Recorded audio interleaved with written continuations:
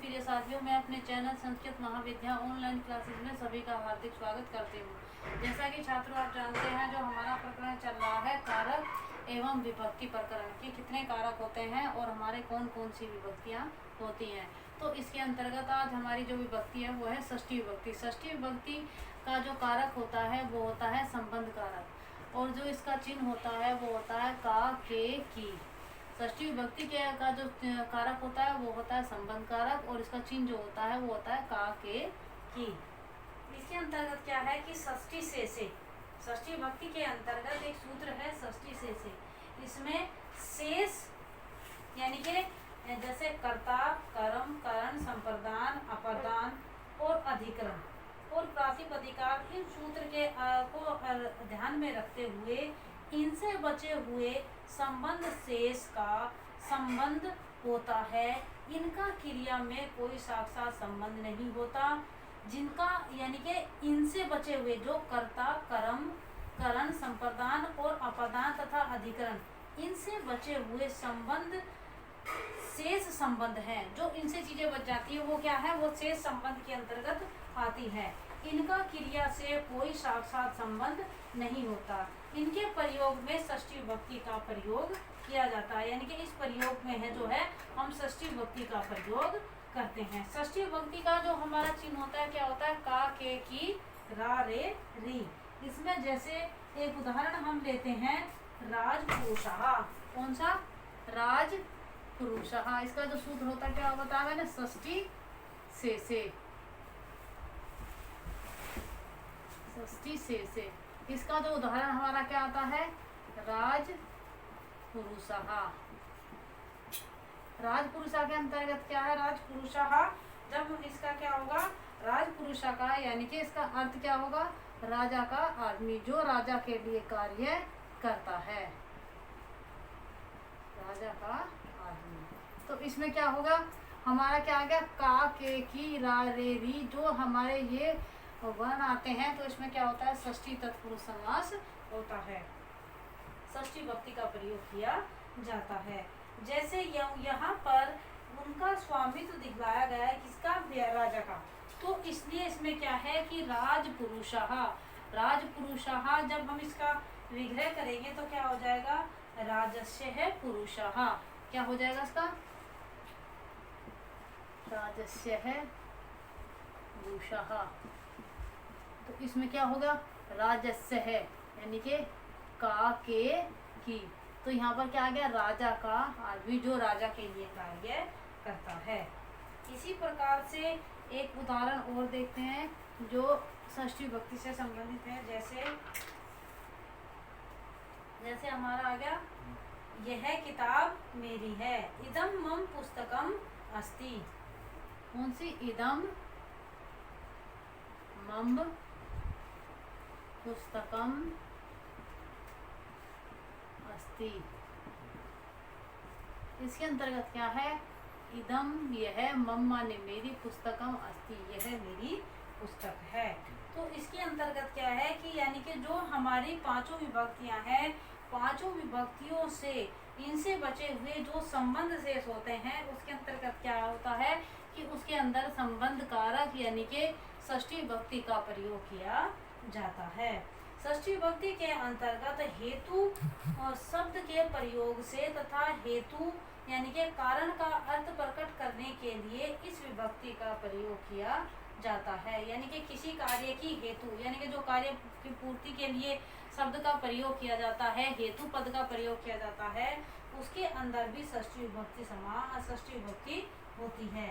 षष्ठी विभक्ति में जैसे सा अनश्य हेतोर वसति, सा अनश्य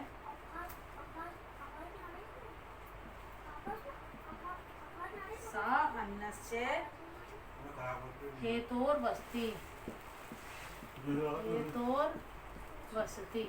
इसके अंतर्गत क्या है, सा अन्नस्य हेतोर वसति, यानी कि जहाँ पर हेतु पद का प्रयोग किया जाता है उसमें भी षष्ठी विभक्ति होती है। सा माने वह, अन्नस्य माने अन्न का, यानी कि किस प्रकार से, वह अन्न के प्रयोग से प्रयोजन से रहता है। अन्नस्य यानी कि अन्न के, तो यहाँ पर क्या होगा, का के पद के अनुसार अन्न में षष्ठी विभक्ति का प्रयोग किया गया है। और जैसे सूत्र अनुसार कहा है कि जहाँ पर हेतु पद का प्रयोग किया जाएगा उसमें भी षष्ठी विभक्ति होगी। तो यहाँ पर अन्न से यानी कि अन्न का प्रयोजन बताया गया है हेतु प्रयोजन से, तो उसमें षष्ठी विभक्ति का प्रयोग किया जाता है। जैसे एक उदाहरण है, वृक्षस्य अधः अस्तात् वः। वृक्षस्य अधः, वृक्षस्य अधः यानी कि वृक्ष के नीचे, वृक्षस्य वृक्ष के, तो यहाँ पर क्या है कि का, के, की इन चिन्हों का प्रयोग किया जाता है, तो वहां पर षष्ठी विभक्ति होती है। जैसे एक उदाहरण हो रहा है, भवनस्य या भवनात् वा दूरम, यानी कि भवन से दूर, भवन से दूर जाना। तो इसमें क्या है, भवन से दूर जा रहा है, तो इस हिसाब से देखा जाए जहाँ से कोई चीज अलग होती है तो उसमें पंचमी विभक्ति का प्रयोग किया जाता है। लेकिन यहाँ पर क्या है, दूर तथा अंतिक सब समीप अर्थ वाले शब्दों के प्रयोग में पंचमी विभक्ति तथा विकल्प से षष्ठी विभक्ति का प्रयोग किया जाता है। जो समीप या दूर अर्थ वाले पद होते हैं उनमें क्या होता है, पंचमी विभक्ति के योग के कारण विकल्प से षष्ठी विभक्ति का प्रयोग किया जाता है। जैसे उदाहरण के लिए, भवनस्य भवनात् वा दूरम, भवनस्य भवनात् वा दूरम, भवनस्य के हिसाब से देखा जाए तो उसमें षष्ठी विभक्ति है, और भवनात् जब लिखते हैं तो उसमें क्या होगा, पंचमी विभक्ति जाएगी। तो लेकिन इस सूत्र के अनुसार भवनस्य भवनात्, भवनस्य भवनात् वा दूरम, यानी कि वह भवन से दूर है।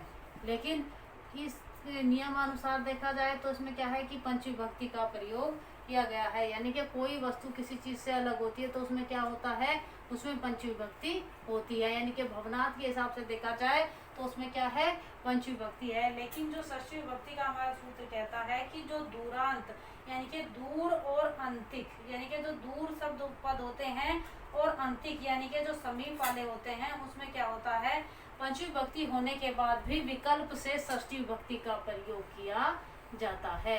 जैसे भवनस्य वा दूरम, यानी कि भवन से वह दूर है।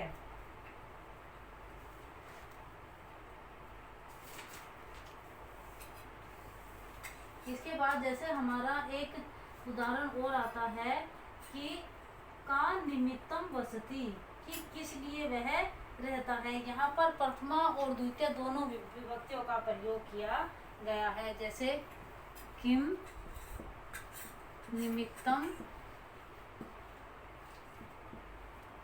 किम निमित्तम वा वसति, निमित्तम वसति, तो यहाँ पर क्या है, किम निमित्तम वसति।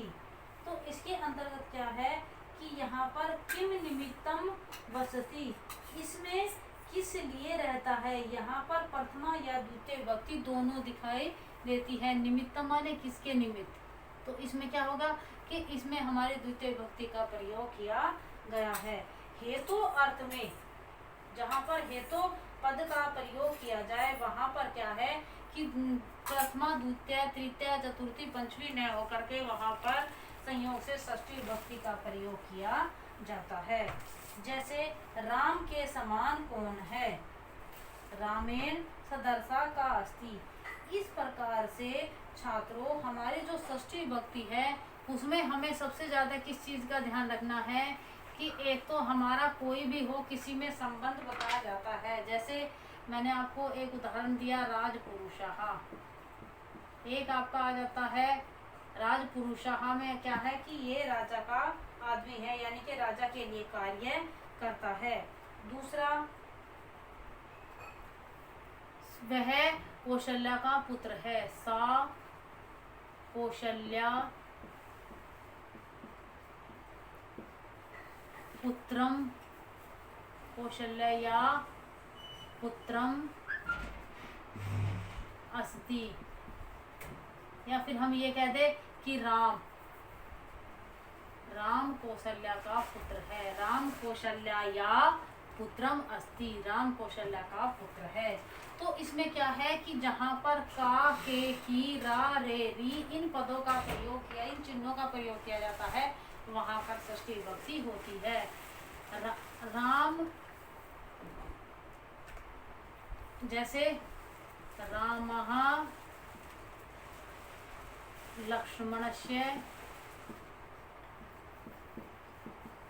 भ्राता अस्ति, राम लक्ष्मण का भ्राता है, लक्ष्मणस्य यानी कि लक्ष्मण का। तो इसके अंतर्गत क्या है कि जहाँ पर किसी संबंध का प्रयोग बताया जाता है, किसी संबंध के लिए किसी वाक्य का प्रयोग किया जाता है या किसी पद का प्रयोग किया जाता है, तो उसमें क्या होता है, उसमें षष्ठी विभक्ति का प्रयोग किया जाता है। तो षष्ठी विभक्ति के अंतर्गत हमारे लिए सबसे ज़्यादा जरूरी क्या है कि हमें सबसे ज़्यादा जरूरी ये है कि हमें किसी भी वाक्य को बनाने से पहले उसमें जो संबंध दिखाई देता है उसमें हमारी षष्ठी विभक्ति का प्रयोग किया जाता है। ये नहीं कि जैसे लक्ष्मण राम का भाई है तो यहाँ पर राम कहा जाता, तो यानी कि राम का आता तो क्या होता, हमारे रामस्य में षष्ठी विभक्ति आ जाती। लेकिन यहाँ पर क्या है, लक्ष्मण में षष्ठी विभक्ति का इसलिए प्रयोग किया गया क्योंकि राम जो है लक्ष्मण का भाई है।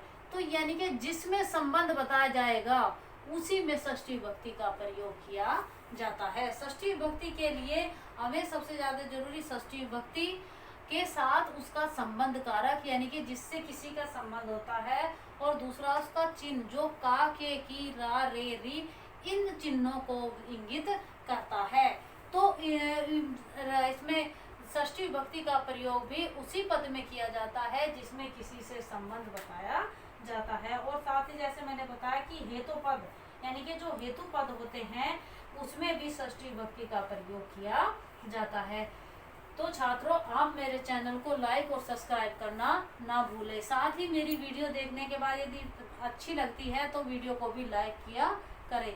सब्सक्राइबर के बराबर में जो बेल आइकन यानी कि जो घंटी का निशान बना हुआ है उसे भी दबाना ना भूलें, जिससे नेक्स्ट आने वाली वीडियो का नोटिफिकेशन आपको मिलता रहे। धन्यवाद।